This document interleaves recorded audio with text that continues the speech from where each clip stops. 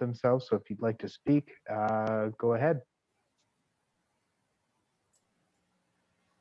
Hi, Amaha. Hey guys, how are you? Not too bad. How are yourself? It's been a while. I know it's been a while. Yeah, I'm surprised it took you this long to speak. No, usually speak away right away. It's true. I just got it actually less than 30 seconds ago. So, hey Alvin, how are you? Hey, Amaha, cool. Good to see you again. All right. Can't wait to have a beer I know. with you again. This shutdown's kind of on everybody. 5 o'clock here in Massachusetts. Well, 6 o'clock. Okay, so for those that haven't been to a Bitcoin Bay meetup in person, usually this is how it goes. People stroll in, say hi to each other, get to know each other a bit before the presentation starts. So I guess we're replicating that in the virtual world. So just speak up, talk. Some of us haven't seen each other in wow, almost a year. A year? Yeah, man. Not almost a year, a year. So. Jane, thanks for coming out from Massachusetts. Absolutely. I was looking forward to it, guys. We're down here in the States. We're actually starting to go more towards public meetings, and a lot of businesses are able to go to 100% capacity, especially in Connecticut, which is close by. Mm-hmm. It's really cool. I apologize about the camera, but it's kind of scratched out up there. Oh, no worries. No worries. No, we're happy to have you out. That's great to see that we have the community growing. Yeah, actually, so part of the thing I guess I'll let everybody know before the official announcement. Anyways, we started Bitcoin Bay Vancouver this week. Actually, we started like Friday, and we already have 16 people plus us already joining. So if you know anybody out in the West Coast, Canada, that wants to be part of the Bitcoin Bay community, just send them to the site and have them join.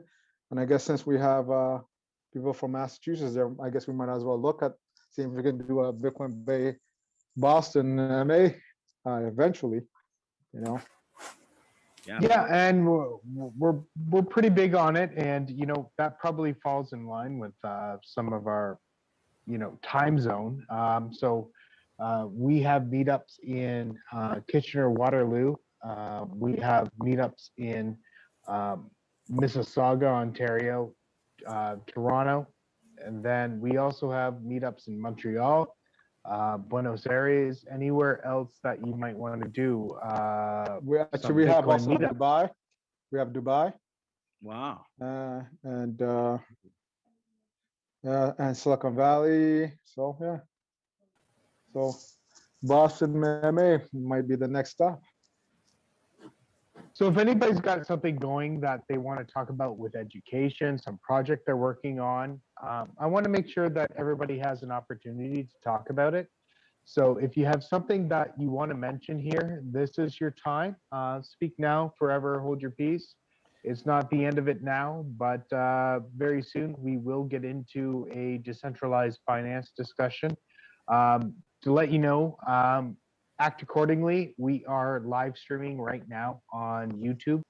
So if you want to talk about something, this is a great opportunity for you to build your reputation, but also at the same time, act accordingly because something might happen. And if you wanted to do something, we are live right now in front of the world. So have a great meetup, ask lots of questions, and we are happy to help out and help the community grow.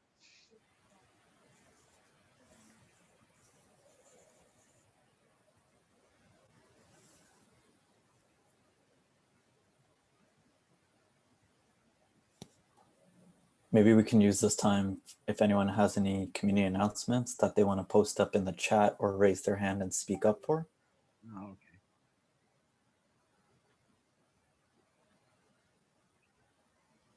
Yeah, I'll start. Same as last meetup. I just want to encourage any developers or anybody who wants to become a developer, especially blockchain developer. message me if you want to get into the blockchain developer world, and I'll point you in the right direction. I'll put my Telegram handle in the chat. It's on21ph. So if you want to, interested in getting more involved in blockchain development, or you're already a developer and you want to just talk to more people in the community, just message me on Telegram. My Telegram handle is in the Zoom chat.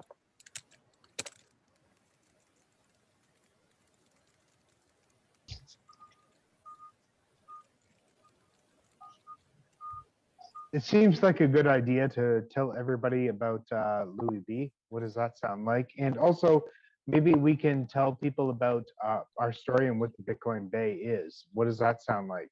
Leo, would you like to tell everybody what the Bitcoin Bay is and what we can provide you as a community? Actually, we will have Gaurav is the MC. So Gaurav, are you there? Yep, I am here. So when go ahead. Gaurav is ready, he will lead that part, and then are we ready to kind of officially launch in, or? Sure.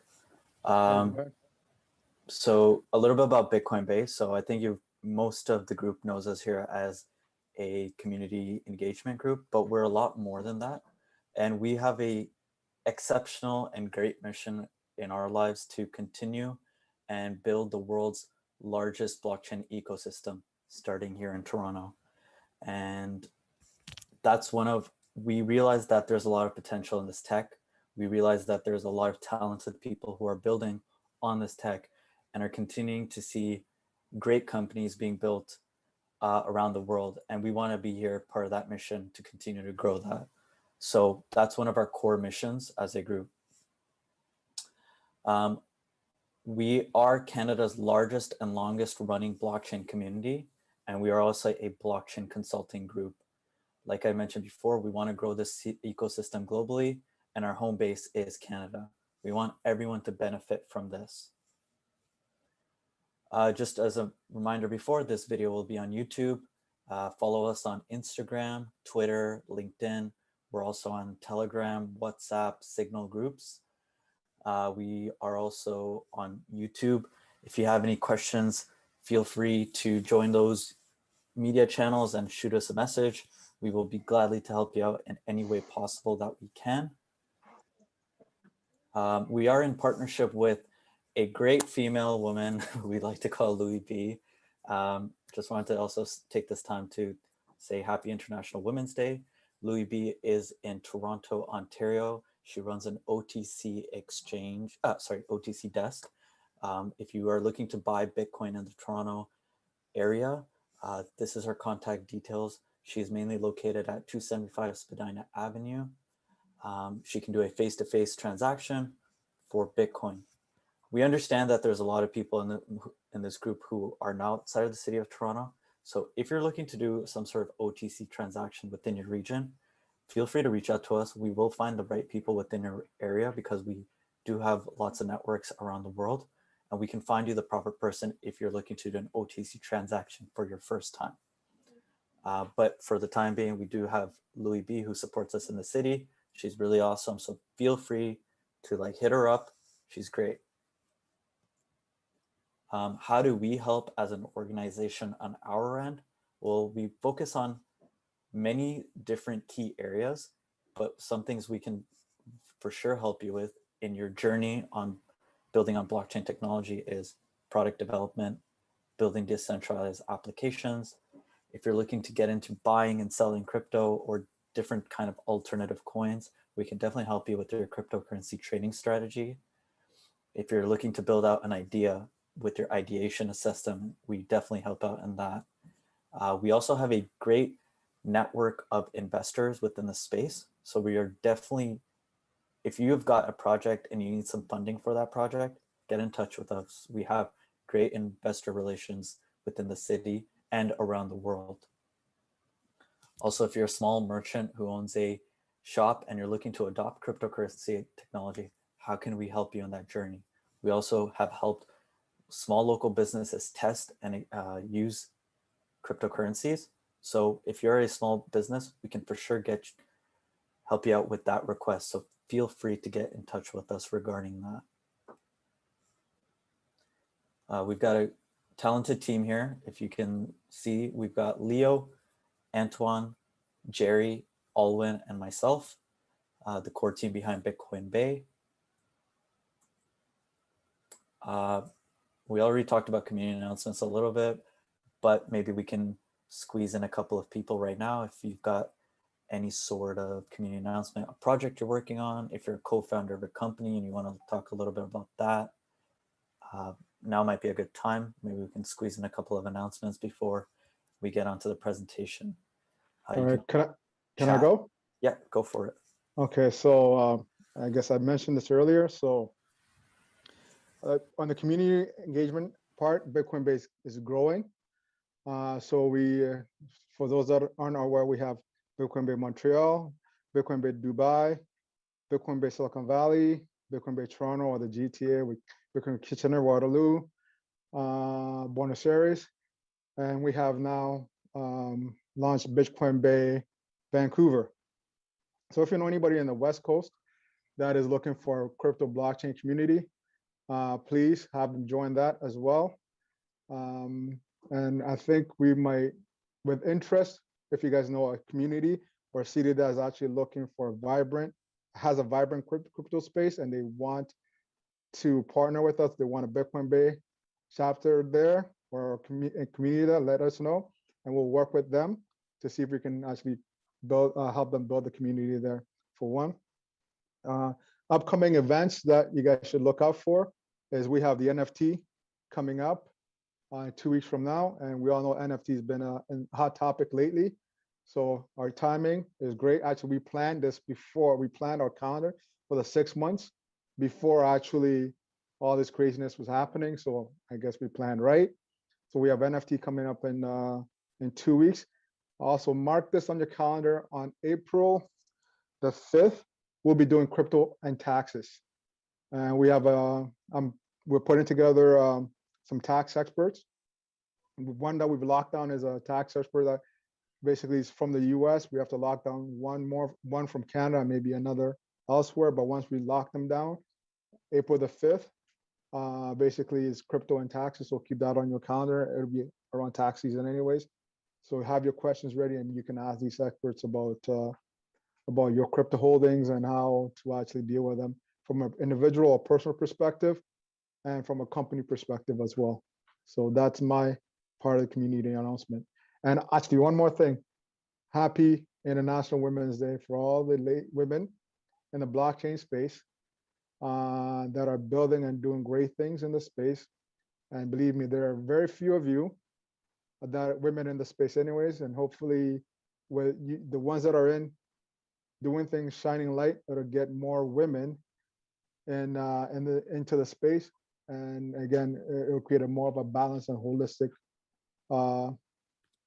place for everybody to be in. And that's my part of the community announcement. Anybody else can go next?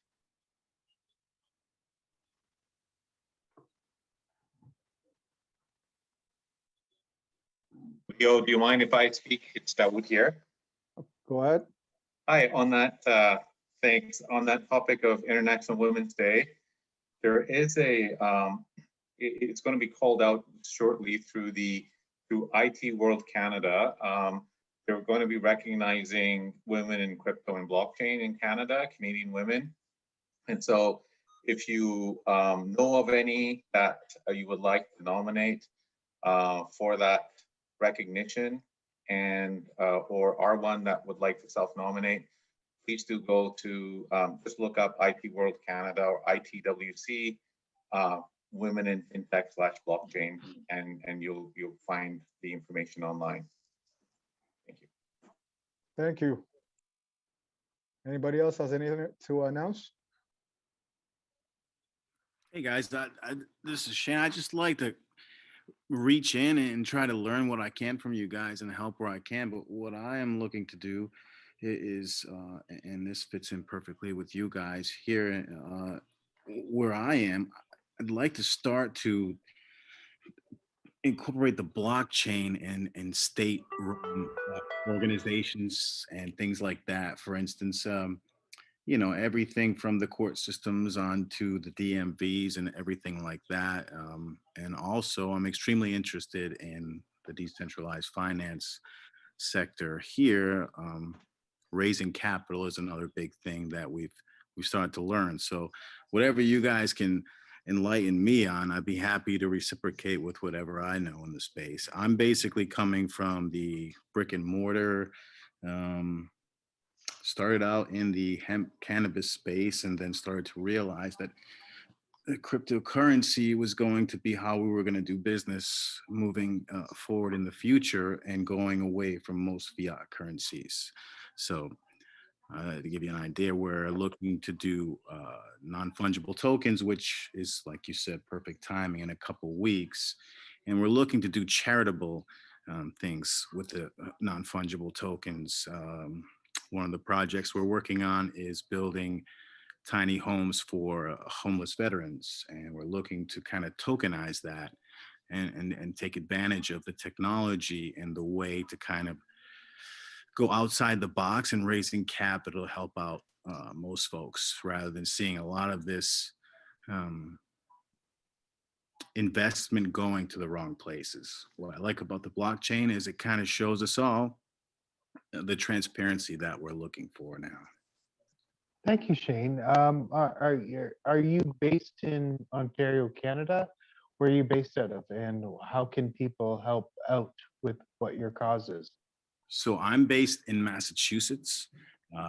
Here, I'm not even in Canada. I'm just new to Meetup, and I'm kind of, with the current atmosphere, it's tough to go out in person and do this. But typically, what I'm planning on doing in the next few months, as we start to open up, is running, you know, smaller 12 to 15 person gatherings in these hotel conference rooms, and do the personal kind of networking that we're doing here. So when we're online, we could be anywhere. It could be in Australia, it can be, you know, in Russia or China or anywhere, and we can connect. But I think it's great to have this kind of internet or based community, but as well as smaller satellites where we can be in person and doing the same things that we're doing here today, but also working off like the main it's typically a corporate structure how it would work, but we're kind of decentralizing it, and I'm excited to be in the space at this point. Well, thank you, Shane, for your input. I seem to think that you have the right idea, but I want to make sure that everybody stays safe. And what we can do with the Bitcoin Bay is provide a platform for everybody to communicate and be safe with each other right now. And I think that we want to start our presentation very soon. I seem to think that very soon that we will want to have people present what we have going on tonight. So Leo Gorov, take it away. I think I just would like to say my final thought on my end, something we haven't really touched upon, but I'd like to bring to everyone's attention is that we also do hackathons, and we do them twice a year. And because of COVID last year, we had to change up our entire strategy for the physical hackathons we did. So what we did was actually we created an online platform for a hackathon, and it became virtual, and we turned that into Block Hack Global. So if you're from any part of the world and you're looking to get in the space as a beginner, I think hackathons are always a great idea. And I think as an organization with the community engagement, part of the mission is to make sure the space is inclusive for everyone, and a hackathon is that starting point. And we always believe in continuing to hack and build your skill sets when you come into a hackathon. And we are looking to do our Block Hack Global once again this year. We haven't finalized the dates, but we're looking to do somewhere around May. So I encourage everyone to, if you want to start like really diving deep into the technology, you can come to our meetups and learn some stuff, and by hearing our the presenters. But you can also start attending these hackathons and actually diving deep into the technology. And I think Block Hack Global is a platform that we use to provide that to everyone.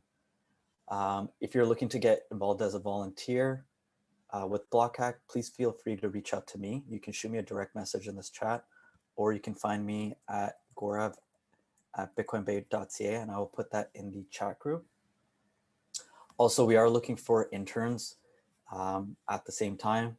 If you're a developer, designer, business development, Bitcoin Bay is looking for new interns.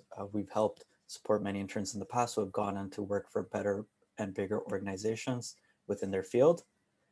And yeah, so if you're looking to get involved in any aspect of the hackathon as an intern, etc., or any sort of area you're trying to dive deep into, feel free to reach out to me and I'll get you in touch with the right people to help you do that.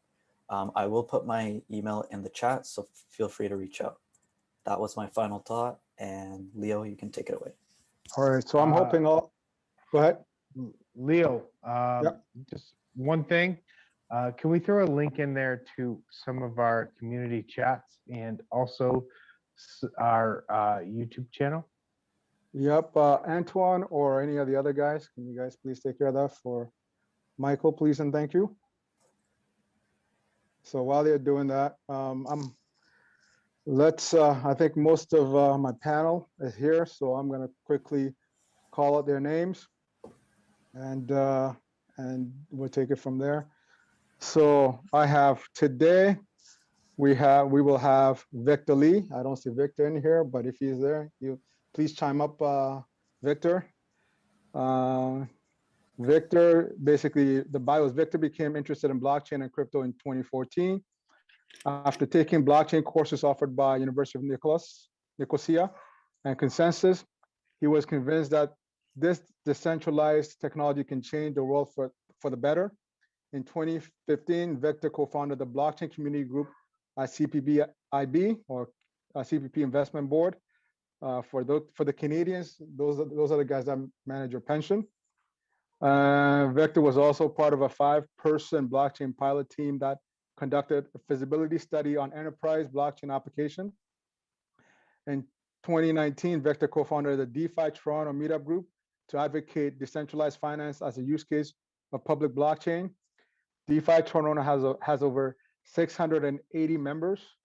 Victor also serves on George Brown's College Blockchain Development Program at Varsity Committee and teaches a blockchain course at York University. Victor has over 20 years of experience in investment research and portfolio management. He used to cover macroeconomics, real estate, fixed income, equity research for pension fund. Victor has a master's degree in applied economics from the University of Victoria and is a CFA charter holder. All right. We have Alim, and his bio says, was recently appointed executive director at KIN Foundation, which is dedicated to supporting the growth and evolution of the KIN ecosystem. He's an adjunct professor in the blockchain development program at George Brown College, where he also sits on the program advisory council. Alim, research interest lies at the intersection of Web 3.0, crypto networks, and decentralized finance. In 2019, he co-founded the DeFi Toronto community meetups, which co-hosts monthly events for a rapidly growing membership. He's an active member of the global blockchain community as an avid speaker, startup advisor, angel investor. He recently authored a chapter titled Token Economics in the Emerald Handbook of Blockchain for Business, which should be available March 2021. And I'm hoping we can get him back for that once that is released, which will focus on Web 3.0, token fundamentals, crypto economics, token engineering. He holds a master's of business, entrepreneurship, technology from the University of Waterloo and is a designated CPA. Our next panel will be Tony. Tony is the co-founder and CEO of Atomic.finance. I used to know it as Atomic Loans, but companies change and rebrand. And it's a Toronto-based startup working on building Bitcoin native DeFi tools. Currently, Atomic.finance is building a simple to use mobile experience that allows Bitcoin holders who care deeply about the security of their Bitcoin to earn yields on their Bitcoin in strategies that are non-custodial and transparent. In 2020, Atomic.Finance announced a seed round with participation from Initialized Capital, Consensus, and Morgan Creek. So again, Toronto-based companies doing well, raising money, doing great things. And Yash Shia?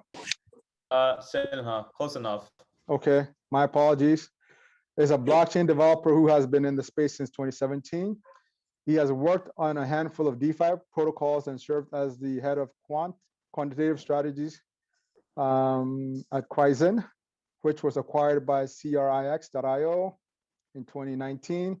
He currently works as a smart contract engineer at Yield Protocol, where he's working on growing the ecosystem of fixed income securities in DeFi. And Zassi was supposed to be here, but again, he's a prof at U of T, and it's midterm, so he's not able to make it. Our final panelist is Imaginary Username, or IM. Now, IM co-authored the white paper for Any Hedge, a decentralized hedge solution against arbitrary asset on Bitcoin Cash, and the protocol that powers dtoken.net. And I actually started reading that white paper. So it's an interesting read. So for those that actually like reading white papers, and I'm not talking about marketing papers that people use, but actually true white papers, take the time to actually look at that. Now, I'd like to thank everybody for coming to this DeFi, decentralized finance presentation. And how I usually run my panels is I try to engage the panelists in a conversation whereby the audience basically sits in the discussion and actually gets to listen in on what the experts are saying. And at a later time, they can chime in and ask questions. So unless you're on a panel, please mute your mic. And I wouldn't want anybody to get kicked out after 3 on not having their mics muted. And we will start right now. Victor, are you here? Yeah? Yes, I'm here. Leo, can you hear me? Perfect. Yes, I can hear you. So everybody's here. Now, so I will start with Victor. So Victor, can you, I read your bio and I read it out loud. Can you share with the community about what got you into DeFi and whatnot, your interest in the DeFi space, and what you find interesting about the DeFi space? Yes, Leo, as you mentioned in my bio, I work in the in the pandemic. Where can you find what issues that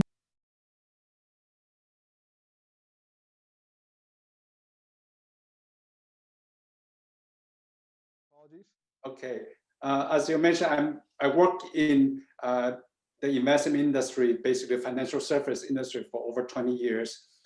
So when I saw the DeFi start emerge, I find it very fascinating.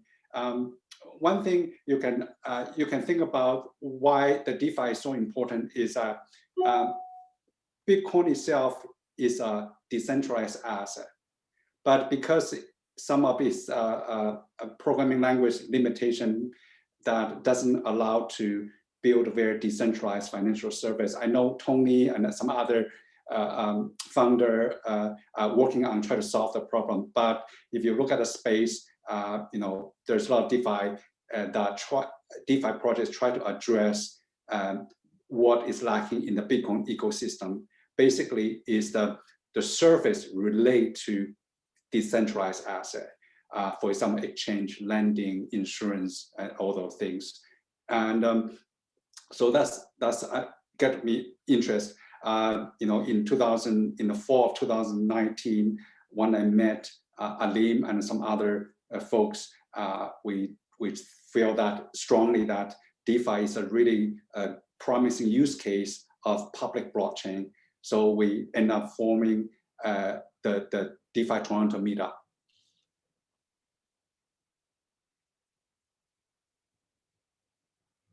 You are muting, Leo. I cannot hear you. You're mute. Okay, Alim, go ahead. Your turn. Just because I know you and Victor work together. I know the passion is there for that space. So please build up Victor's passion, and Alim, you're muted. Alim is muted. So sorry about there. that. Hey, Okay. Yeah, so as Victor mentioned, we met in 2019. DeFi was just a tiny little snowflake at the time, and it's since snowballed into a gigantic, massive, snowman. Essentially, it's been a fast and furious kind of craze. What really got me interested is this idea of decentralized financial protocols, where you no longer have to have a third party or a middleman that's brokering trust on your behalf and on behalf of the other transacting party. So the fundamental concepts of DeFi are really revolve around non-custodial, right? That means you own your assets, you hold the keys to your assets, nobody else does that. When you put your money in a bank today, the bank becomes the custodian, and essentially they give you an IOU. So the differences in the DeFi space, there is no IOU, you own your assets, you hold them.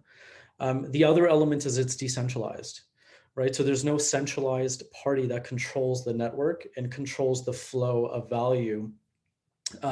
Everything happens in a decentralized manner. And I think the decentralization aspect is more, especially as it relates to DeFi, it comes in very much when we talk about governance. Who governs and runs these protocols? Well, it's the decentralized network of token holders that play a role in voting as it relates to upgrades, as it relates to changes to the network protocol, new assets or new products that get added. So being non-custodial and being, having open decentralized governance are two really fundamental aspects of DeFi. And my foray into the space kind of started in 2018, late 2018, when I started consulting with a company that was working on a problem in DeFi, which is focused on decentralized liquidity. So a lot of DeFi protocols today, or in the past, lacked liquidity. And you can't really do much without that core liquidity. And DEXs over the last year, as recent as even now, a lot of DEXs lack a lot of liquidity, and that's one of the fundamental barriers for them to scale and to get bigger. But we're starting to see that change, and we're starting to see decentralized exchanges now overtake even centralized exchanges in terms of volume and liquidity. Uniswap, as many of you might have heard, it's a decentralized exchange. It's a clear example of that. And I think a lot of the fundamental issues around that are starting to kind of resolve. So yeah, 2018 was like my first foray. And, after the decentralized, Victor and I and two other co-founders started the Decentralized Finance Meetup, we started to kind of dive a little bit deeper into the space, and it's become very much a passion of mine. So yeah, I'll stop there before I ramble on, but yeah, that's my interest in that. Perfect. And Tony, sir, please unmute yourself, and there we go. Sweet, yeah. Thanks for the intro, Leo. And yeah, I think Victor and Alim there gave a really good kind of high-level intro about DeFi and whatnot. And kind of like, I guess what I can add to that discussion is that when you look at Bitcoin, you have an asset that's fundamentally censorship resistant. You have an asset that for the first time ever, the holder of the owner of the Bitcoin can actually truly hold it and like self-custody that Bitcoin. You have an asset that is permissionless. You don't need someone's permission to enter or transact in it, and whatnot. And basically, like when we look at a lot of the existing kind of financial infrastructure that is built around Bitcoin, it really much resembles kind of a lot of the financial infrastructure that you might see in traditional finance. You have these companies that are more or less kind of Bitcoin banks. You have to live in certain jurisdictions to get access to these financial services. You have to give up your personal identifying information to get access. And of course, you have to actually hand over control of your Bitcoin. For us, that was a big, for us, and a large reason for why we started Atomic.finance. That was a huge issue because we saw that, okay, well, Bitcoin, you have this tremendously sound form of money, and you don't have sound finance. You don't have sound finance around it. And basically, like, what we wanted to build with Atomic.finance is build sound financial infrastructure for that sound money. Because the way we look at it, while Bitcoin is the best store of value that we've seen, it should still be kind of used for financially useful things beyond just storing it and keeping it in your wallet. Whether it's using it as collateral for lending or debt, whether it's to earn yield in it, or to get leverage on it, etc. And so as a result of that, that was a large reason why we started Atomic.finance and what led us to building our first product around earning yield in Bitcoin and using kind of decentralized non-custodial infrastructure to do so, where you don't have to hand over control of your Bitcoin. The way we look at it, why do you need a company to serve as your Bitcoin bank when you yourself can be that bank? And maybe you yourself can be that bank in your own pocket, because it can just be on your phone, and you can kind of do all the things that you typically need to go to a bank to do, but just on your phone in a mobile device in a decentralized and self-custodial nature. Yeah, I'll just wrap up there. But that's a large reason for what got us interested in DeFi and what drove kind of the vision for our company at Atomic.finance. Okay, yes, sir. Your turn. Cool. Okay, yeah. So, I mean, I guess I'll start by talking about how I got into DeFi. Really, I was interested in programming on Bitcoin, and eventually started developing on Ethereum, and kind of figured out that, hey, money is obviously like the killer app of a blockchain, right? There are other things to do with money than just sending it back and forth, right? There's this entire ecosystem of financial products that needs to exist, and so given the state of Ethereum, it just seems like the obvious thing to do with it, right? It's just it's another family of financial services, DeFi is, and it is a little more censorship resistant, not completely censorship resistant yet. And well, the gatekeepers are completely different people. But yeah, I would just characterize DeFi as an attempt at a slightly better financial system. Not going to really go into monetary policy or anything at this point, but I do think that it's here to stay, and it will replace a lot of kind of a way that finance is done right now. Perfect. Okay, next is imaginary user, or I am.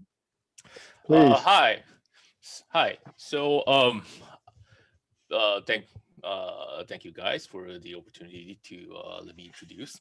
So I will skip the lengthy introduction about my foray into Bitcoin and stuff, and directly go to the DeFi part of it.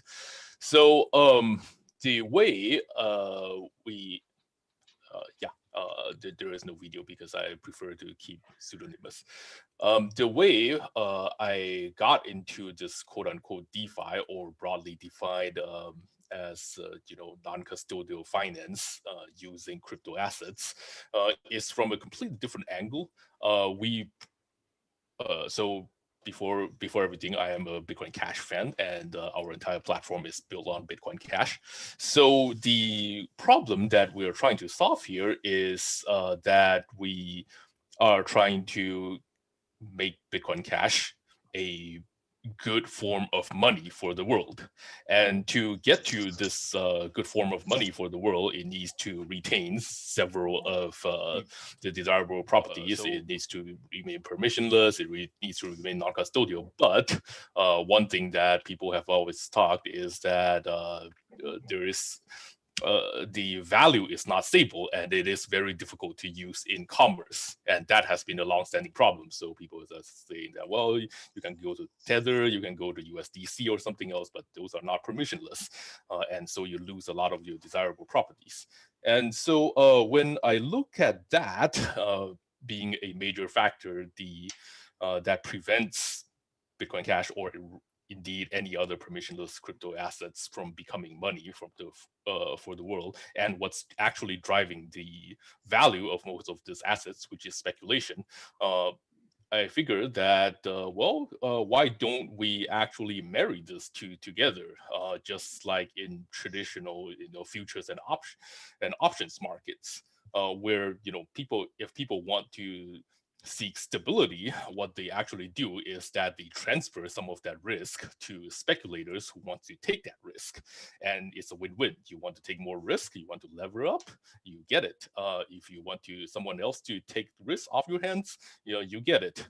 And so that was the start of NEH, and then we also seek to do it in a uniquely Bitcoin Cash way, which is that the whole protocol is entirely peer-to-peer, instead of having a centralized, I wouldn't say centralized, having a central protocol. They're generally still non-custodial, that handles everything as you see in a lot of Ethereum-like chains. So that's my intro. Thank you. Yeah. Guys, I apologize. My phone just dropped. So let me just you guys hear me? Yes, we can hear you. Okay, perfect. Yep, we can hear you. All right, so the next piece that I want to focus on is what projects do you guys find interesting in the DeFi space? So we'll go with Tony first. Tony, go ahead. Yeah, I think there's a number of kind of really groundbreaking projects that is quite innovative in the DeFi space at the moment. Obviously, as Liam mentioned, Uniswap has obviously been one of the flag bearers of DeFi on Ethereum, being this very kind of easy to use decentralized exchange that you can swap in and out between different Ethereum tokens.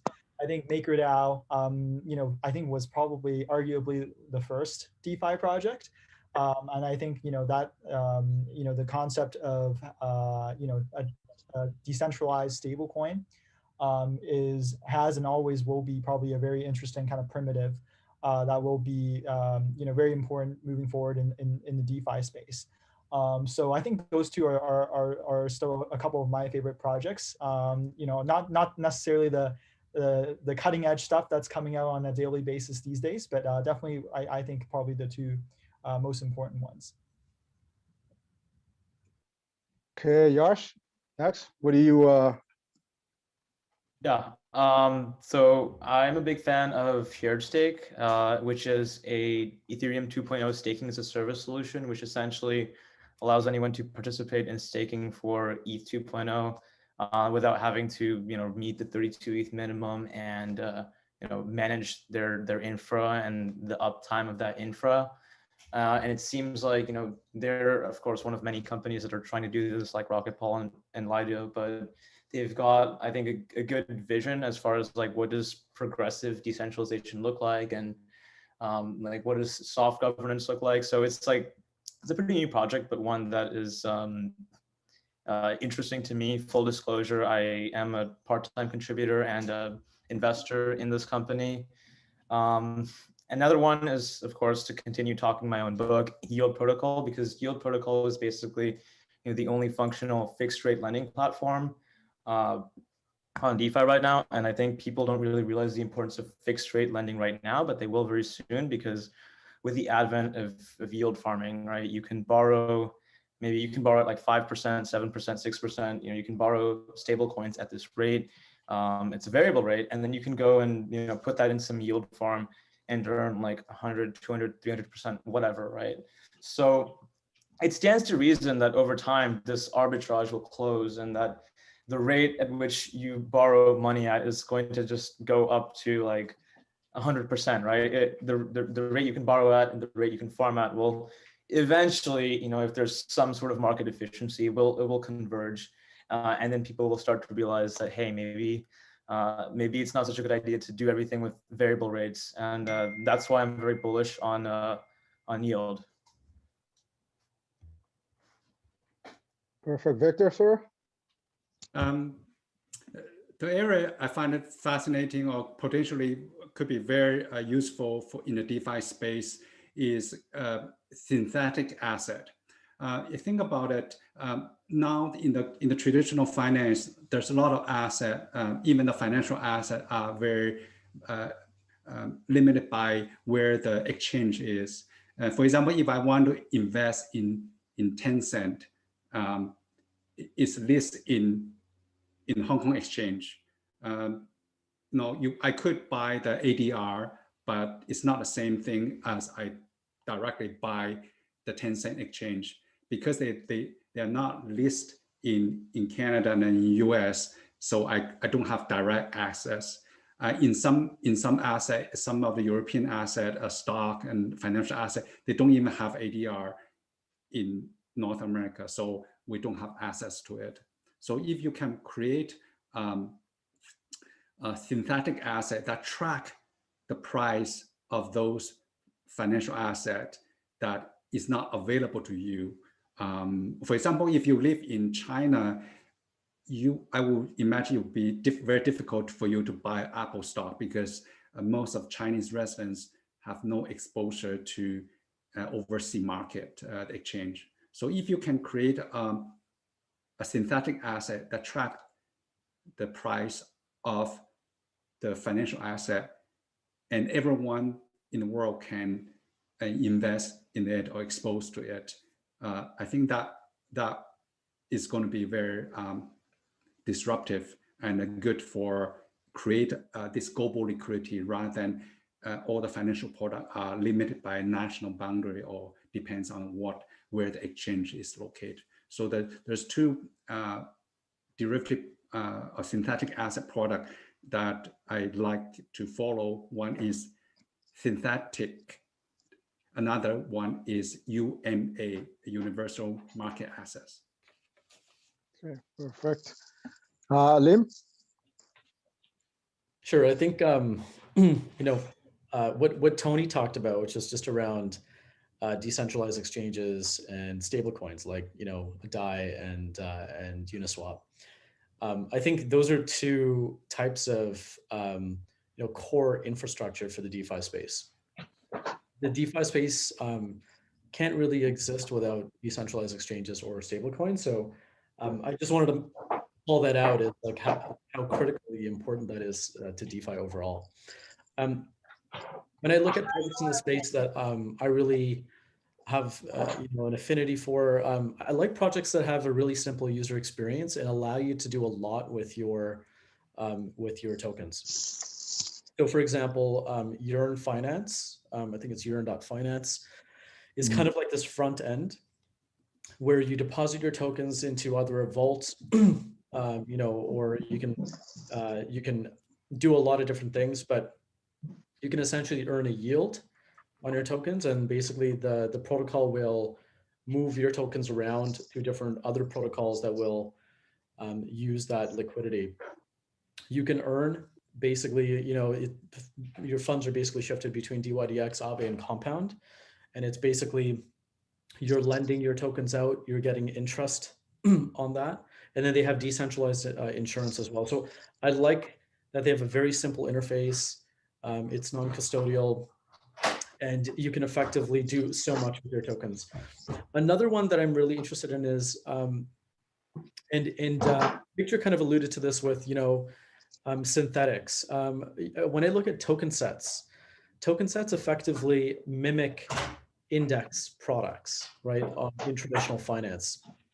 So if you're really interested in DeFi, which I'm sure a lot of you are, and you wanted to, instead of investing in, let's say, 20 different tokens, you wanted to invest in an index that indexes against a whole number, like an array of DeFi tokens. You can invest in a token called DPI, which is the DeFi Pulse Index, which actually indexes against many other tokens. That's an example of a token set. So I think there's a lot of interesting potential there. not just in DeFi products, but as we kind of look at what's happening in the space related to NFTs and so on and so forth, I think token sets will evolve as well. The last one I'm going to mention is around NFTs, because I think the world of non-fungible tokens and crypto collectibles is starting to converge with DeFi. And a really good example of that is there's a protocol called NFT20. I'm just going to see if I have the website here. It's nft20.io. It's basically kind of like, it's not a Uniswap, but I see it in a similar light, where you can deposit your NFT into a pool and you can earn tokens for it. And then you can do different things with those tokens. You can stake those tokens. You can trade those tokens on a decentralized exchange. And I think that's really innovative. And that really does mimic a lot of what we have seen in the DeFi space. So I think those two worlds are really going to start to converge. And that's an area that I'm quite interested in as I look ahead to the next year, 2 years ahead. That's it for me. I am. Your turn, sir. Hi. So the development that I personally find most interesting is that the space actually continues to explore the numerous trade-offs and where is the optimal point where decentralization is actually concerned. So if we look at the whole year of 2020, which is where the whole DeFi craze is kind of brewing, you can see that a lot of protocols that claim themselves decentralized actually turned out to be not much so. There is actually a person or a team controlling it, and they can do whatever they want with to it. So effectively, it just comes down to you doing non-custodial stuff with the protocol until the controller decides to do something else with it. So obviously, not all the protocols are like that. But then on the other hand, in 2021, we have seen the meteoric rise of Binance chain, which a lot of people don't really want to talk about because it is essentially controlled by Binance, and so people are puzzled, hey, why would you use that? But it turns out the market cares very little about it. So the convergence of these two phenomenon on both sides, there are two ways to view them. One way is that it is a phase, and the market would eventually choose to go the very decentralized, very non-custodial way, all the way when all the numerous problems like scaling and whatnot are fixed. And the other way to look at it is that all of this decentralization is effectively trade-offs, and perhaps different people have different needs, and they will pick different trade-offs that they are comfortable with, and that is just how we live with things. So I think this is a topic that is continuously being explored right now, and I'm watching it with interest. All right. Now, interestingly, what's happened over the years, especially this year, is the acceleration or the adoption of crypto by institutions. Right. And these same institutions are what DeFi is trying to remove out of the middle. So DeFi, to my perspective, sometimes is a threat to custodians, to clearing corporations and whatnot. So what do you guys see how these big players will deal with DeFi as DeFi grows? Would they jump in and also release their own DeFi products, or would all these upstarts be able to actually push the boundaries and actually overtake all these traditional middle layer rent seekers? Anyone can jump in on the panel and share their point of view on that.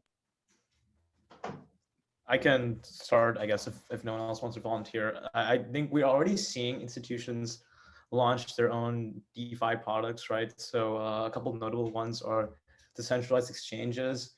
Binance has got Binance Smart Chain, as well as Binance Liquid Swap, which is basically a sort of clone of Curve that is, you know, a stablecoin to stablecoin exchange.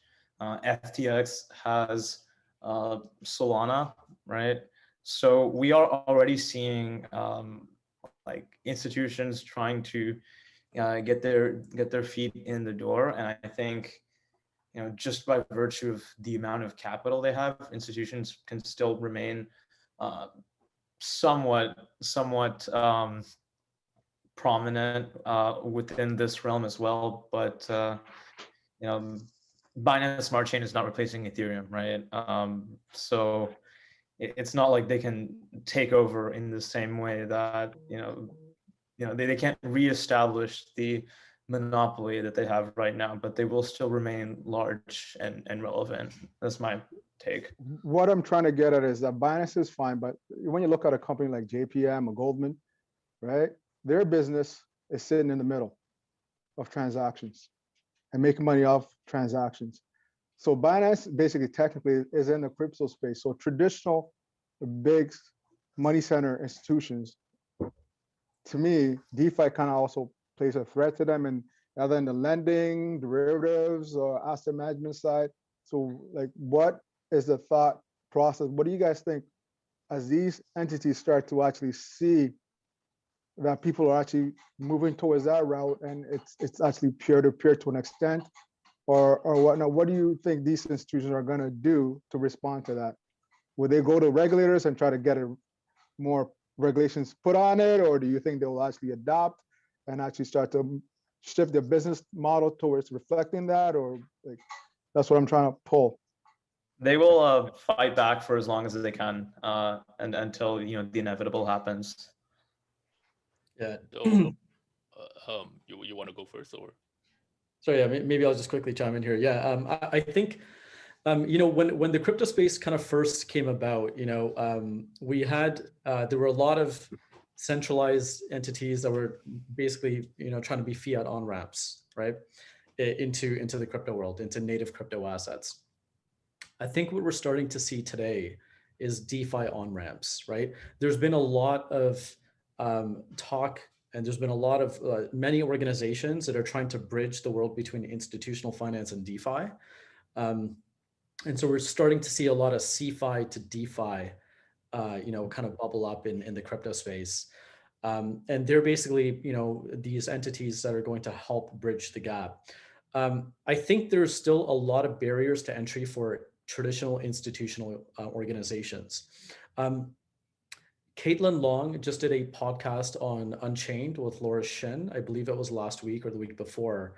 And she, like, it was one of the most eye-opening podcasts or episodes on Laura Shin's Unchained podcast that I listened to, because the complexity that exists in the traditional finance world in terms of the number of regulatory bodies, you know, anything that a bank has to go through, if a bank is interacting with an unregulated entity, like there's so many implications and there's so much red tape that I think it's going to be very, very difficult for large institutions to play directly in the DeFi space. Now, I think there are ways around it. I think what we're going to start to see in DeFi, in terms of the number of regulatory bodies. I think someone's got some background noise there. Unregulated entity, like there's so many implications, and there's. Oh, okay. Anyways, I think what we're going to start to see is we're going to start to see a lot of consolidation. I think a lot, like, you know, Yash, you talked about FTX, right? SBF, who runs FTX, he recently, you know, he also started up Serum Dex, which runs on the Solana blockchain. There's going to be a lot of plays like that where centralized entities are branching out and either acquiring, you know, decentralized financial protocols and products, or they're building them. But I think when we think about the even more traditional entities like JP Morgan and the Goldman Sachs, and I think a lot of it is going to happen through acquisitions and consolidation of the space. I think eventually they will play in the space because DeFi and crypto is really a, you know, it's a black hole for fiat currency. Everything is getting sucked in, right? The yields, the opportunities are way too big. for traditional finance to ignore now. And we're seeing that even just with traditional companies like Tesla and MicroStrategy and many others that are starting to diversify their corporate treasuries with cryptocurrencies, right? I think that's just kind of like the gateway to much more activity that's going to take place, across the DeFi space for those organizations. It's just going to take some time, and regulatory clarity is going to happen. But again, it's not going to happen overnight. That's a very slow burn, I think, for a lot of more traditional entities. Yeah, so I want to I want to offer a different perspective from the institutions will have a difficult time getting into this game, or institutions are going to fight it kind of talk, which is that a lot of these institutions, they actually don't make most of their money as the traditional is traditionally known as the quote unquote middleman, but instead, exposed by the recent GameStop / Robinhood drama. I think people focus a lot on, it's Wall Street versus Reddit, but it exposed something else, which is that a lot of these guys are, they don't charge any fees. They even, send you free stuff just for using their platform. They really make their money off information asymmetry. The most obvious way to make money in this sense is front running, and we are already seeing big money do that on Ethereum. They don't ask anyone. In fact, it's even easier to do it on the blockchain versus a traditional exchange, and we are only going to see more of them.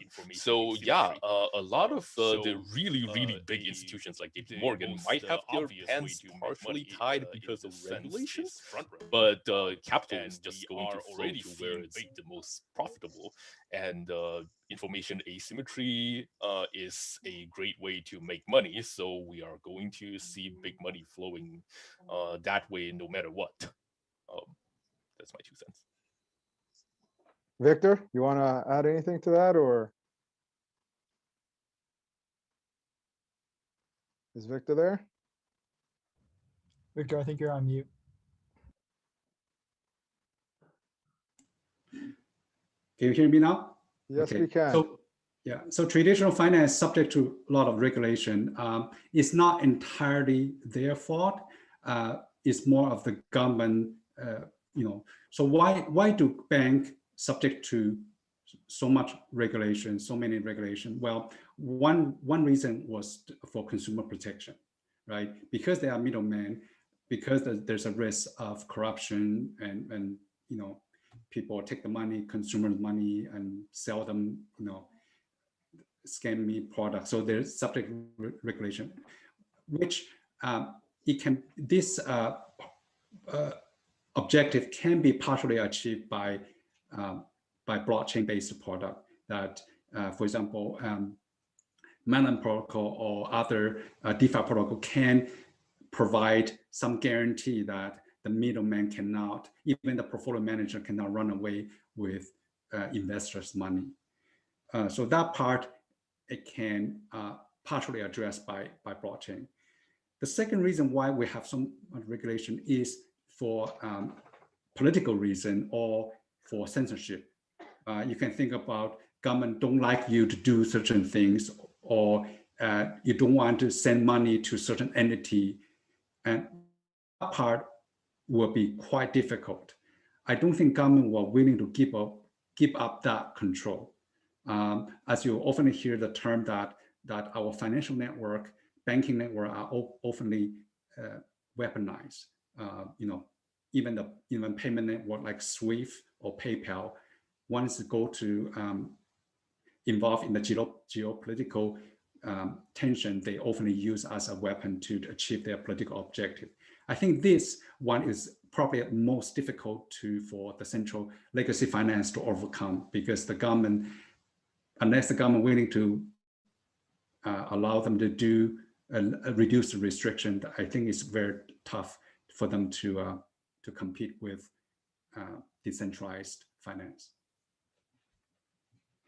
Okay, so we basically traditionally financial institutions, upstarts couldn't get into banking or whatnot because of barriers of entry, all these regulatory concerns. Now with blockchain and DeFi, barriers of entry basically becomes a bit easier for all these upstarts.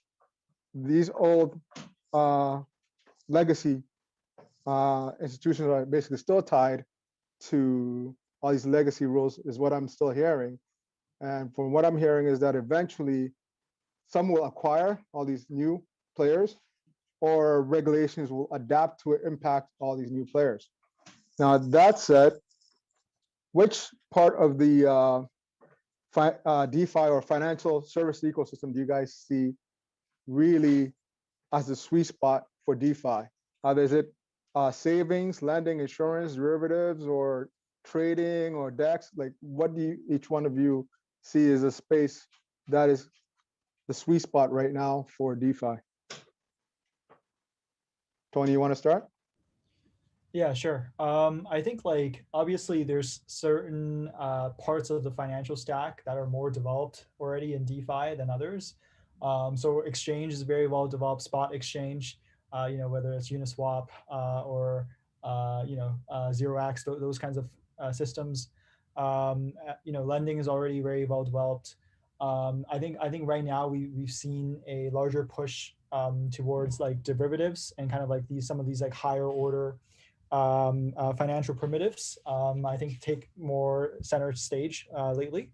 So I think we're going to see kind of more projects that are popping up in that space and whatnot. But I would say that yeah, I mean, like I think the way I look at it, there's not necessarily going to be like one sweet spot or the other. I think it's going to be a whole kind of a wide-ranging number of these different innovative kind of protocols and systems across the financial stack. So, but there's just some that are more developed and fleshed out than others. There's also this tendency in the DeFi space, I think, that if you see like if folks see one project in a certain vertical that has become successful, there is a like copycat syndrome where like you then see like a whole other wave of like slightly different projects, then be like, oh, okay, well, I want to capture part of that pie too. Well, this guy's token is that much. Okay, well, let me make sure I launch a token here and take some of that. So like,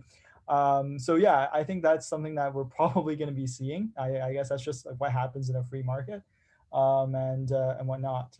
But I think like for us, we're very obviously bullish on kind of building out a DeFi ecosystem natively on Bitcoin. I think the emphasis has always been on Ethereum, and now starting to be some of these other kind of smart contract layer ones. And people are forgetting about Bitcoin a little bit, even though it's clearly by far the most well adopted asset in the crypto space. And so that's kind of where we see a kind of a blue ocean for us to kind of hopefully be able to address and serve some of that market moving forward. I am your input. Sure. So one thing to note, so Tony mentioned that once a protocol comes online and it gains popularity, there are always a lot of copycats that followed in its footsteps and go around. It accelerates faster and faster until it goes bust. At some point we can see a protocol just coming to live in the morning and then it just goes bust in the afternoon. But if you look at the root of where all this value comes from, you can see that they all have their roots in speculation, and this includes most of the lending protocols and whatnot.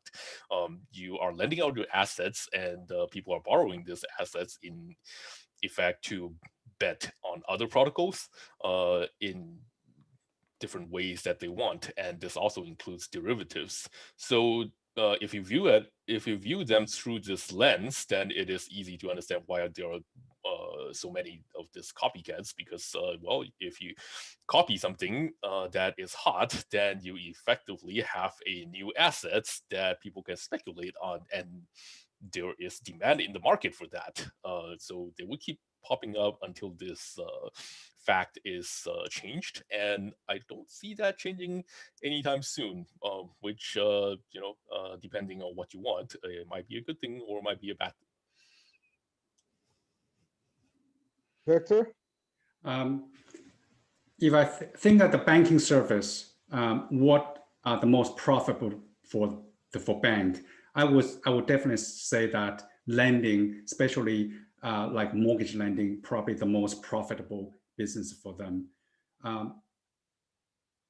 But you know that go to get a mortgage is painful. You have fill a whole bunch of form, you have subject to a whole bunch of condition, and sometimes you don't even realize the impact of those conditions. For example, prepayment, you pay before the maturity, you can subject to, penalty. Those not everyone understand well when they sign up to get a mortgage. I heard some, in the newspaper saying that there's a lady, a customer of TD Bank who have to prepay, and the prepayment penalty was $20,000, something like that. So it's quite large. So I still think that the DeFi, the biggest impact of DeFi product is lending, is to allow you to get a loan easily without very fast. Right now, the challenge in lending in the DeFi space is over collateralized. So you have to have money to get money, which doesn't quite help. And especially over collateral means $150 you can only borrow $100. So it's not very efficient use of capital. So I will find it will be very interesting to watch in the area that how can you reduce the lending requirement? How can you give loan to people who don't have money? Perhaps some kind of credit score, some kind of a social credit, or something that people will vouch for you, that your credit worth, people can trust you to lend to you. So I think that's the area I would say watch out. The other one is fixed rate lending. You think about floating rate, like credit card and other things, is actually quite expensive. For business, for mortgage, you need fixed rate lending. So this area will be worth watch out.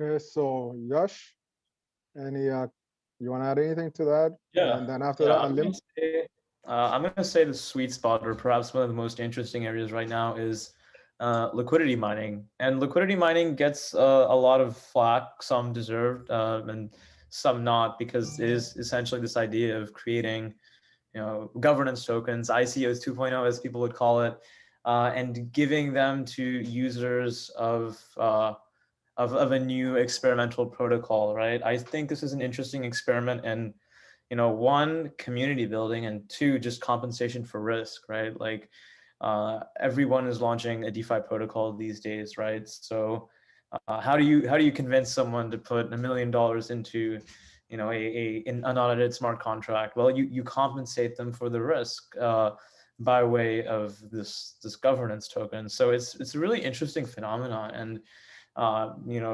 with the airdrops that have gone on in the space, like over the past 12 to 18 months, the amount of money that has been given out for free is insane. It's in the hundreds of millions of dollars. And, it has created communities around projects, and it has created usage like we didn't see the last cycle.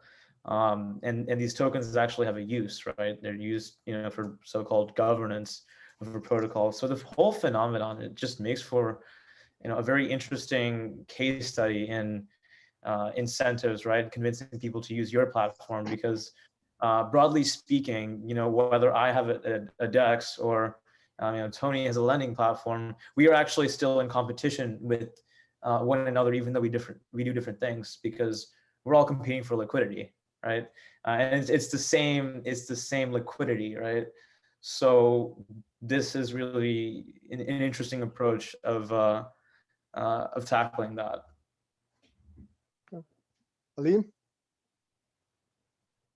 I think when we talk about kind of the sweet spot, my answer is somewhere between Victor's and Tony's. I think I agree with Victor. I think in the DeFi space, lending is definitely it's been the kind of the big use case, but we're starting to see the use cases really evolve into, Tony, as you mentioned, like higher order kind of financial products, and I think it's kind of mirrors what probably happened in the traditional finance world, right? Where you started with basic lending and you've kind of evolved into more complex products. I think there's this fundamental, concept of composability in decentralized finance, where you can take these DeFi primitives, these more kind of fundamental aspects of DeFi, you can kind of plug them in together. Think of it, it's analogous to Lego blocks. That's the analogy that most people use. Think about plugging in DeFi products and protocols into one another to create even more complex financial products.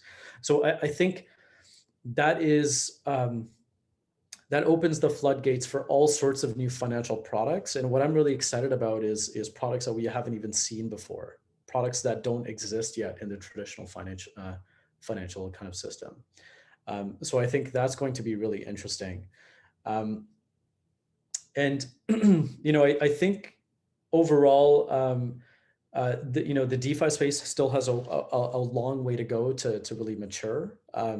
There are a lot of issues, and I want to call out some of them. We've talked about liquidity being one of them.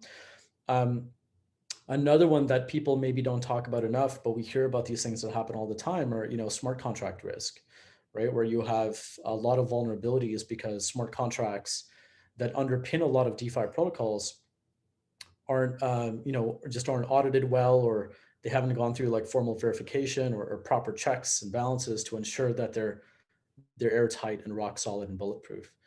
So you can tell that the space is still very nascent when there's a lot of projects going under because they're getting hacked, and there's a lot of vulnerabilities. So there's a lot of interesting use cases, but as we get more complex, you have to understand that the risk also becomes a little bit higher as we increase the complexity. So as we build more Lego blocks on top of one another, you just have to be wary of that fact. So that's all I'll say about that. Okay, so what I'm going to do is open it up to the floor. We got 15 minutes to ask these guys some questions. I think Gaurav and Alwyn and the rest of the Bitcoin Bait guys, if you can sort out the questions, or if you can raise your hand and we will and unmute yourself, you can ask the questions and we can take it from there.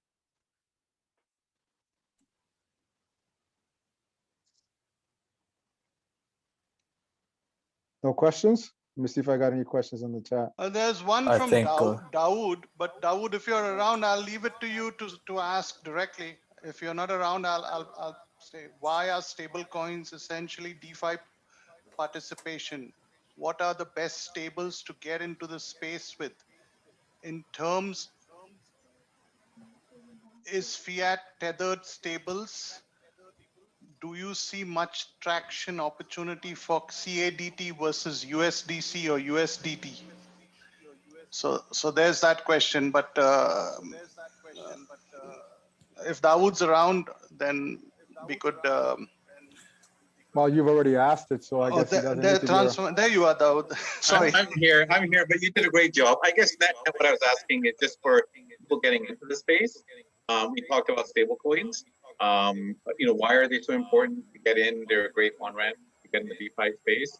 And if so, what are we seeing in regards to Canadian, what's it called, the Canadian stablecoin, the CAD dollar stablecoin versus USDT, or are the others? I think there's some references made to some other stablecoins. So it'd be great just to know for a beginner getting into the space, what would the on-ramp look like?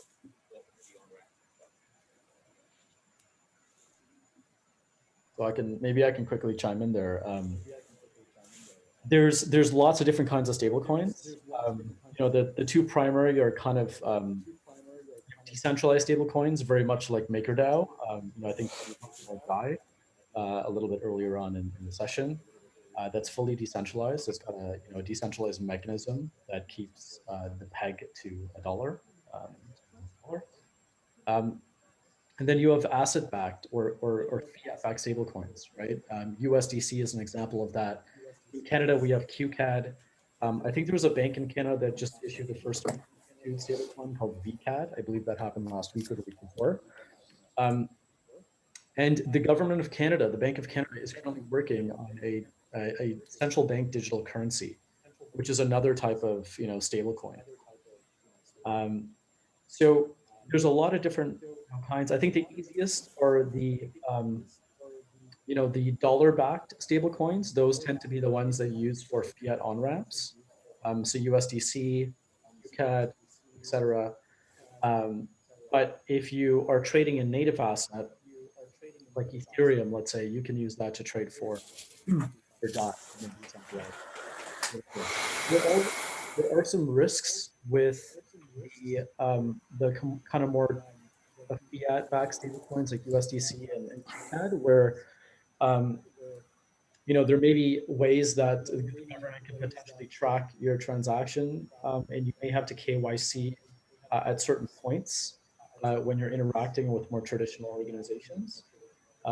Whereas with centralized like DAI, there's really no risk of you having to complete a KYC, like know your customer and all the comply with all the AML kind of regulations that go around the more traditional routes.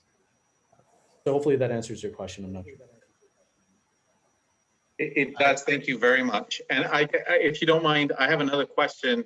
One of them on governance was addressed, but the last one, I was just wondering, with all the NFT popularity, and you referred to NFT 2.0, but what is someone who's issuing an NFT like 721 or 1155 token? What platforms are there? Platforms people are using today, and if so, what platforms do you see as popular platforms for NFT issuers to use to issue an NFT? OpenSea, Rarible, those are two ones that I think are pretty popular. I don't have any long-term view on NFTs. My view on NFTs is no friggin' thanks, but yeah, those are the popular ones. And I think this is like whenever NFTs start taking off, it's usually during a part of the cycle where people are just bored, I guess, right? I mean, there's no reason these things should be millions of dollars, right? But it's just people have made their money on yield farming, and they want to spend them on stupid things. So I mean, NFTs as an asset class are, and don't get me wrong, they're very real and very interesting, but right now I think most of what's going on is it's just kind of noise, right? Every celebrity you can think of, even celebrities who have not been relevant for the past 20 years are now coming out with NFTs. And I personally just, I would ignore it completely for another year or so. Yeah, and maybe I'll just add to that I agree. There's a lot of hype. There's a lot of froth in the market around NFTs, but the use case is very real and it's very valuable. To be able to represent a physical asset, let's say, digitally, uniquely on the blockchain, or to create an entirely new digital asset that's uniquely represented on the blockchain. Like, there's so many use cases, and we're going to see NFTs really permeating all areas of our life. As we look 5-10 years down the road, even sooner, we're starting to see that already.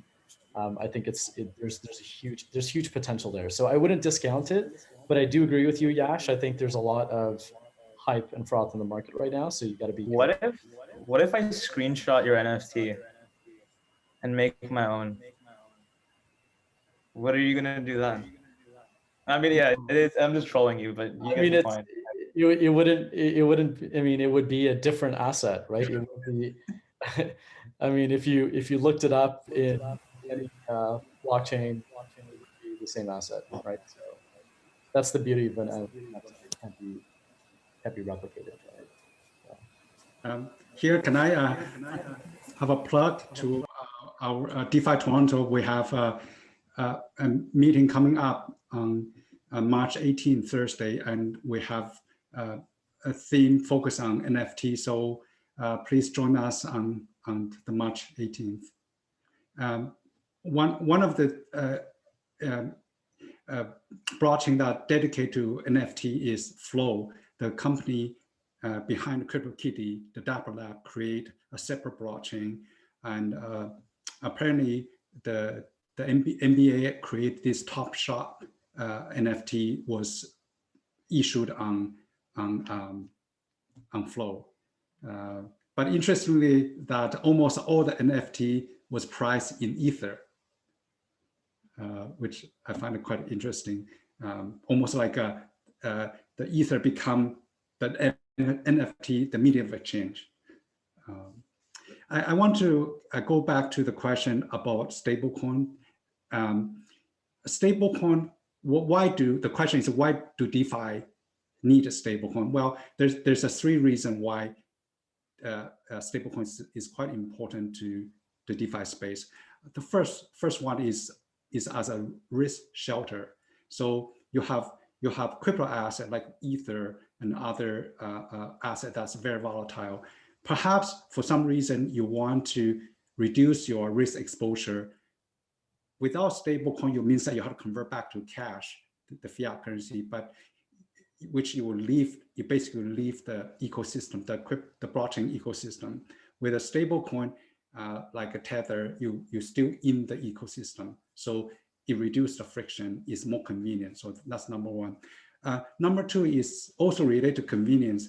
Imagine you are doing some trading in one exchange, like say Gemini.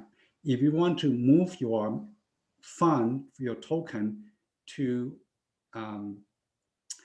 another exchange, if you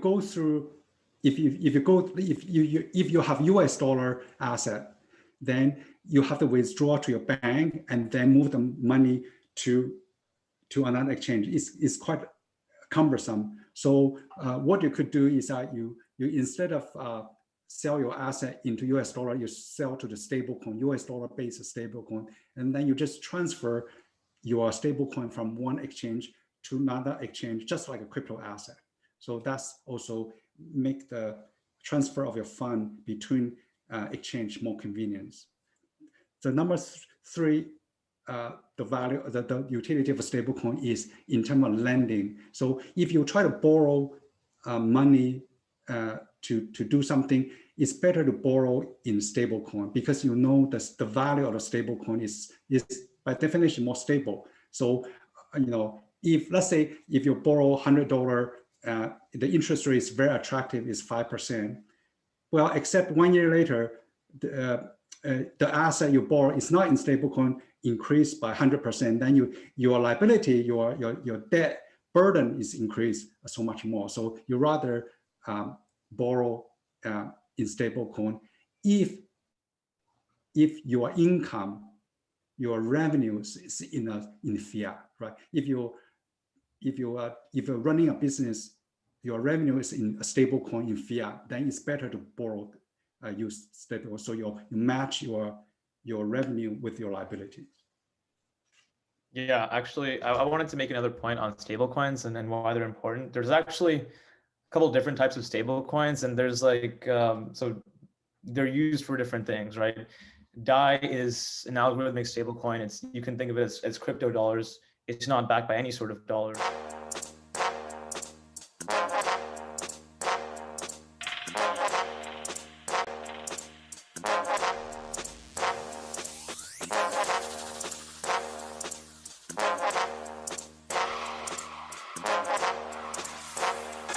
Reserve, whereas USDC and PAX and TUSD, I suppose, they're all based in banks that are domiciled in the US and that are insured and backed by the Federal Reserve. Now, where this becomes important is, if you're just risking off, then you can use something like USDT.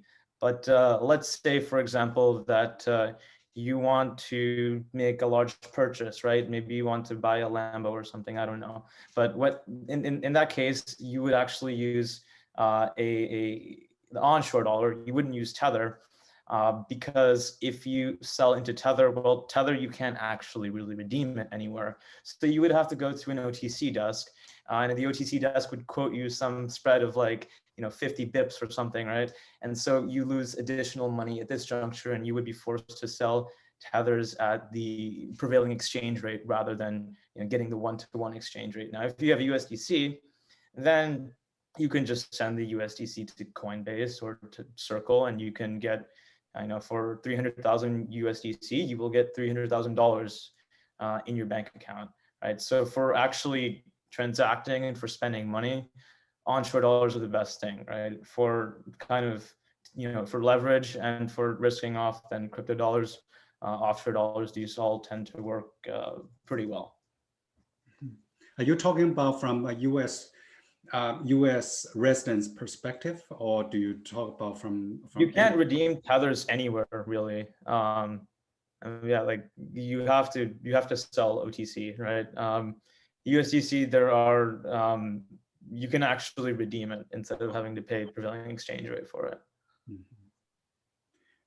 So I read is that in Asia, it seems Tether seems more popular than USDC. Yeah. But even in Asia, right? Like if you go to an OTC desk in Hong Kong and you try to sell, like, they're not going to give you one-to-one. They will quote you like 50 bips, 80 bips, and they'll sell it across different exchanges and basically charge you a spread on that. But it's just easier to move capital through USDC because of less AML KYC that goes on at on-ramps. But yeah, it is still subject to that extra the exchange rate risk, if you will. So I would like to add a little bit to the stablecoin discussion, which is that you guys all make excellent points on the different properties of different stablecoins. Some of them are crypto asset backed, some of them are fiat backed. But ultimately, for the original question, which is that what's the best stablecoin for a newbie to get into, it is important to remember that you typically get those stablecoins to enter into some service or participate in the protocol and such. So it is important to remember that end of the day, if the stablecoin that you get is either not available or not liquid in whatever you want to participate, then you can't use it, or it would impose additional friction, which is money that you could otherwise be making. So in that sense, USDT and USDC are dominant in many different markets, despite their trade-offs that one might think of. So USDT is by far the most liquid of the stablecoins around crypto exchanges, and USDC has the easiest fiat on-ramp, at least in North America. So and even in DeFi protocols, they also enjoy huge liquidity that newer stablecoins and crypto asset-backed stablecoins simply do not have.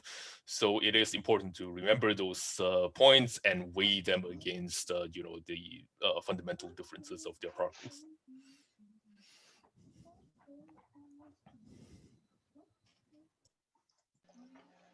Thank you very much. That was fantastic. Thanks a lot, guys. Any more questions, Gaurav or Alwyn? You guys see any more questions in the chat?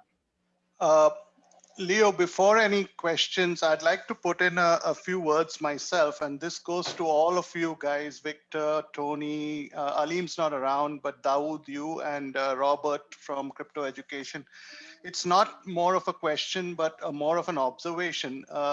See, this is the first time that Bitcoin Bay is having a DeFi meetup, and there is so much education coming out of it. The fantastic part is that Mike's going to have all this on YouTube. And so I can refer to a bunch of people coming at me and say, watch this video and you'll get a better idea.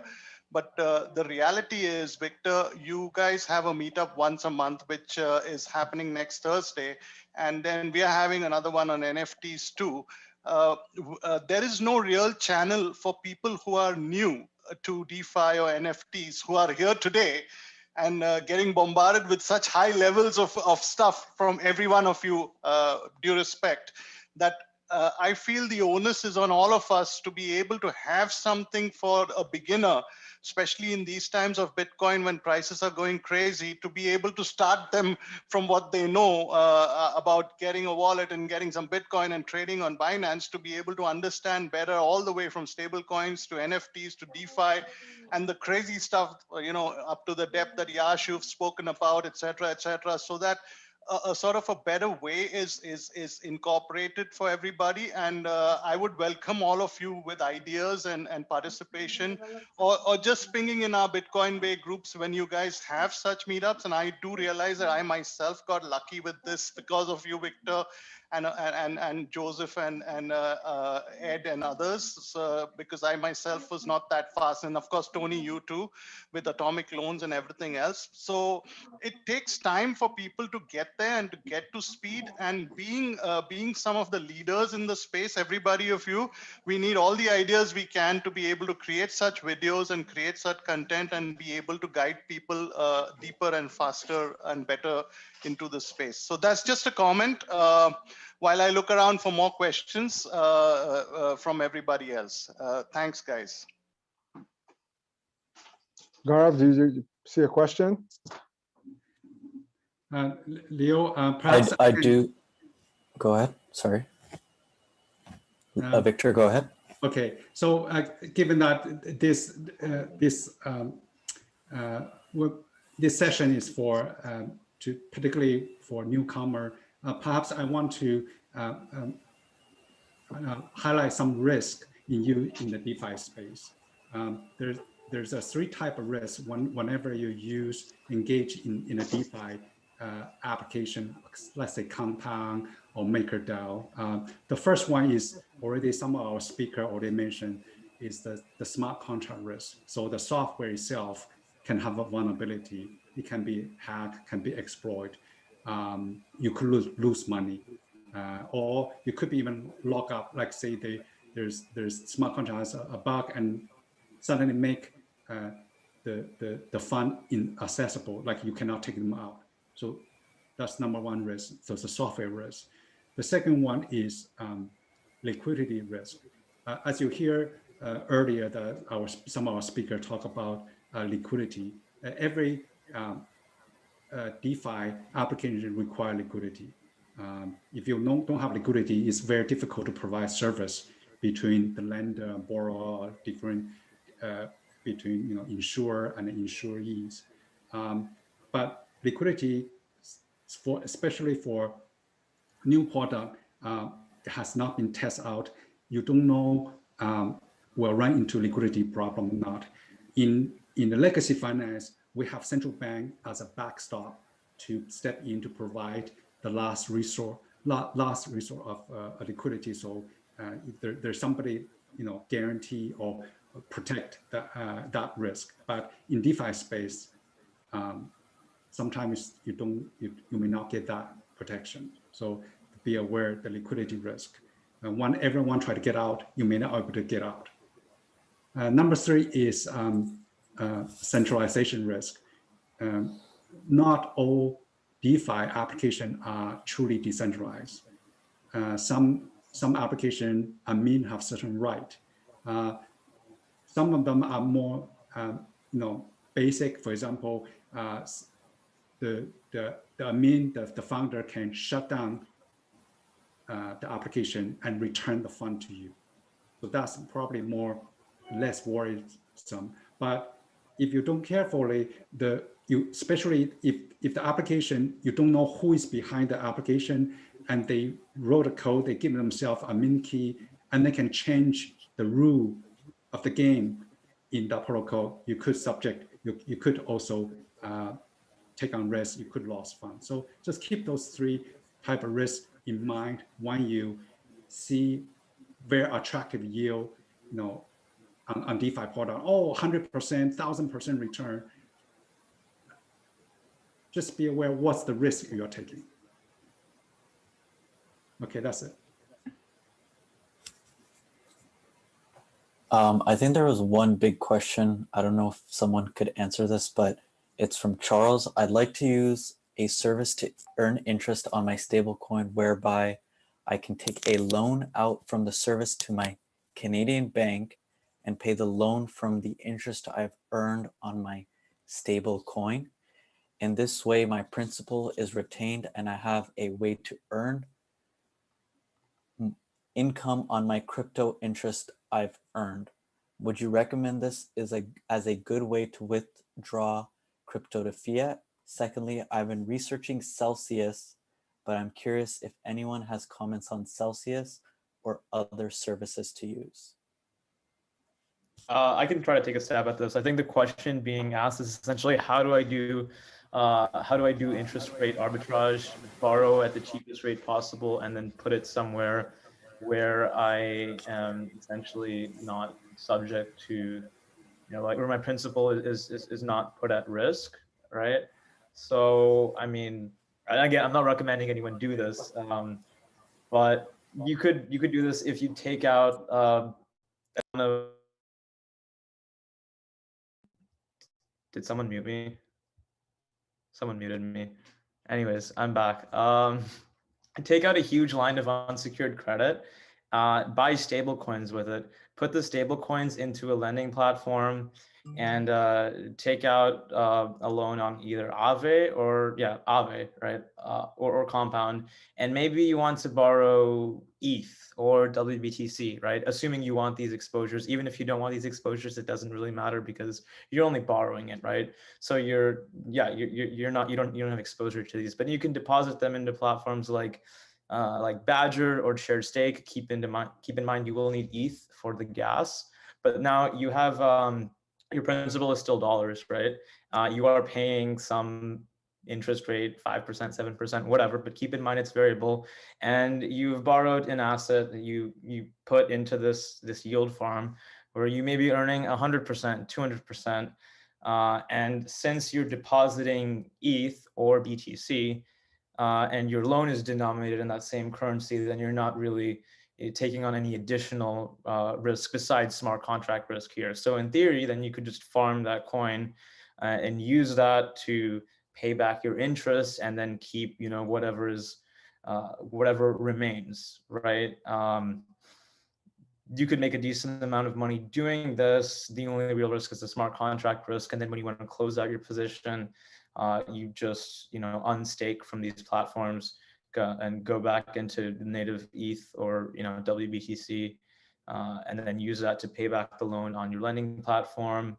The only, I guess, real issue here, apart from the smart contract risk, is the gas fees that you'll be paying. You will probably pay like a couple $100s to borrow from Maker or Aave. So if you're not doing this with at least like $20,000, I don't think it makes that much sense. But yeah, this is how you would do that.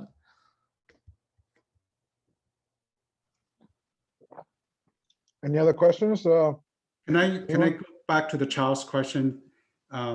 So sounds like Charles want to borrow money from Canadian bank, which I assume is Canadian dollars. Then you go to buy a stable coin, most likely a Tether or USDC, which is US dollar pegged. So there. Okay, FX risk, yeah. Yeah. So that there's a potential currency risk there. So you deposit into, say, Compound or Aave to earn interest. The interest could be quite attractive. So I think that's where what Charles try to do is try to do an interest rate arbitrage. So the bank, Canadian bank, have low interest rate, where the DeFi space have high interest rate. So conceptually, it makes sense. Just be aware the risk besides the smart contract risk, which Yas mentioned. Then the other one is the currency mismatch. You have to pay back Canadian dollar. But you probably earn in the US dollar pegged the interest. Yeah, you can hedge this risk on the Forex market. I mean, if you are really that worried about FX risk, but with the exception of like one or two black swans, the FX risk for a period of months is like pretty nominal. Mm-hmm. In fact, you may even want to be long the USD against CAD, right? But yeah, you could pretty cheaply hedge that risk in any Forex market if you really wanted to. But I personally think it's stupid not to be long USD against CAD. Oh, thanks, guys. Sorry, Charles is here. Can you hear me okay? Yes. Okay, thanks. Yeah, thanks for the comments. I'm actually not transferring from Canadian dollars into crypto. It's, I already own crypto. I've, let's say, made some gains. I want to really trying to, keep my gains within crypto, keep a principal. And so what I was looking to do is, let's say, sell some of my gains into stablecoin and, look for a service whereby I could take a loan out on my stablecoin and essentially pay off the loan, use the interest I'm earning on my principal. And just, kind of thinking, or me, it made sense to try and do this. And I wanted to get comments. So you guys have brought up the good things to look at, smart contract risk, the founder or the platform I use. And then secondly, I've looked at Celsius and I was wondering what other kind of platforms are out there. And I think I heard a few Alpha and Compound might be able to give me the same kind of benefit as well. So thank you. Cool. Anybody else have any questions? We have about 10 more minutes, and then because we've taken up our panelists' time, and we'll respect their time, so we have 10 more minutes, so maximum 10. If anybody has additional questions, this is the time.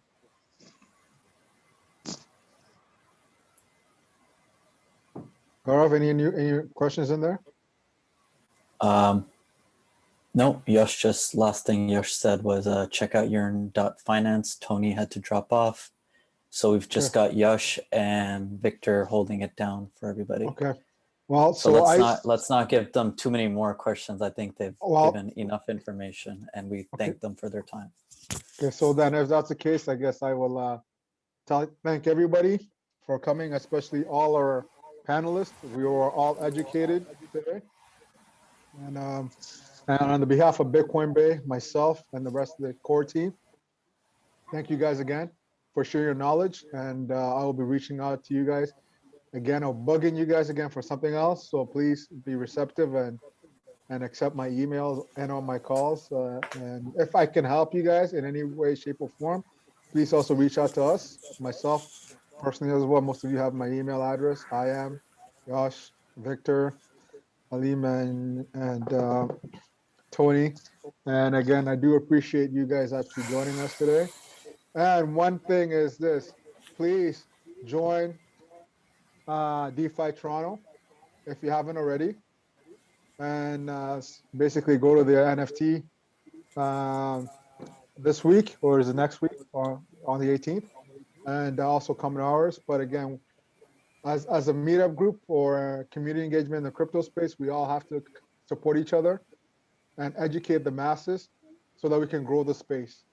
All right, so that is my 2 cents. Victor, do you want to say anything before we close? And then Yash, and then I am as well. So if you're interested in DeFi NFT space, please join us on Thursday, March 18, which is next Thursday. Start at 7 o'clock. Okay, I am. Yourself? You have anything you want to say? Am I allowed to shield some of the stuff that I'm participating in? You can go ahead. I'm reading the white paper, and I'm gonna have to bug you about that after. So no worries. Go ahead, please. So I just want to let people know that there obviously is not part of the current craze. We are just a starting company, but General Product Goals is building some interesting things that are based, that have an entirely different model on how DeFi, what we think DeFi should work in terms of any hedge, and we are building it on Bitcoin Cash. So I'm not saying that this is better or this is vastly better than the current dominant things like on Ethereum or Binance or whatever, but it is different. So if you are interested in seeing how it works, go to anyhedge.com and check it out. Perfect. Yash, yourself, sir? Last thing I would add is that don't risk more money than you can afford to lose on anywhere in DeFi, because yields are high for a reason. There's no free lunch, so just keep that in mind. Perfect. Again, I'd like to thank the community for showing up. We actually had a high of almost 67 people online at one time. And we kept it strong above 50 for almost half an hour to 45 minutes. So it's actually a good thing. And we have 30 now closing out. So again, I do appreciate everybody for coming out. We'll see you at our next meetup, which is the NFT one. I also look out for the crypto and taxes. Can I say one last thing? Go ahead. So since we had such great panelists share a bunch of insights information, in exchange, I'd like to get everyone to go on our YouTube channel, give us a like, and share the video with everybody else who you feel might want to learn. And also give us comments on where we can improve, what we can do to help grow the space. We do this outside of our normal lives to run community engagement events for free. So the information that's being provided is great, but in respect to help us grow and help everybody else grow, let us know where we can do better. So let us know what topics you want to learn about. Let us know what we can do better. Give us a shout out. Anywhere you can, keep growing the crypto and blockchain space. Thank you guys. Perfect. Anybody else on the Bitcoin Bay team want to say anything before we wish everybody a happy Monday and a peaceful rest of the week? Actually, before we close it, Yash, I am Victor. You guys all mentioned that you guys, your social, the projects. If people want to connect with you guys, how would they connect with you guys? Twitter is best. I'll just put my Twitter handle in the chat too. Perfect. Yash, you? Twitter. I've already posted my handle, but I can post it again in case it got buried. Okay. It's the same thing. I just post my Twitter handle, so you can reach out or follow me on Twitter. Okay, guys. So follow these guys on Twitter. Follow us on Twitter and YouTube. And again, let's grow the space in the community. And we will see you guys on the next round. Thank you guys, everybody, for joining us on this interesting topic and more DeFi topics and other topics to come. Thank you, Bitcoin Bay. Thank you, Leo, for hosting. Okay, thank you guys very much. Bye-bye, guys. I do appreciate it. Bye. Bye-bye.